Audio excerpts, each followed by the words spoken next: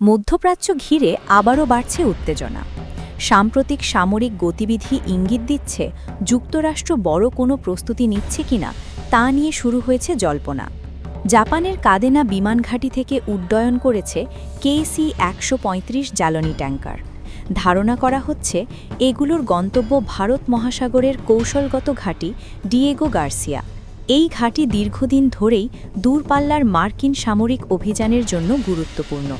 বিশ্লেষকদের মতে দক্ষিণ চীন সাগরের আকাশপথ ব্যবহার করে এমন রুট নেওয়া হয়েছে যাতে সরাসরি চীনের নজরদারি এড়ানো যায়।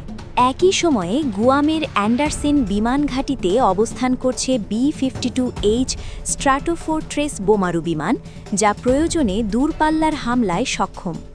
এদিকে বিশ্বের অন্যতম বড় মার্কিন রণতরী USS জেরাল্ড আর ফোর্ডের ইসরায়েলের হাইফা বন্দরে উপস্থিতির খবর প্রকাশ করেছে দ্য জেরুজালেম পোস্ট। আন্তর্জাতিক সামরিক বিশ্লেষকরা বলছেন, এই ধরনের সমন্বিত মোতায়েন সাধারণত বড় কৌশলগত বার্তার অংশ হয়ে থাকে। ভারত মহাসাগর থেকে মধ্যপ্রাচ্য পুরো অঞ্চলে যেন অদৃশ্য এক সামরিক চাপ তৈরি হচ্ছে।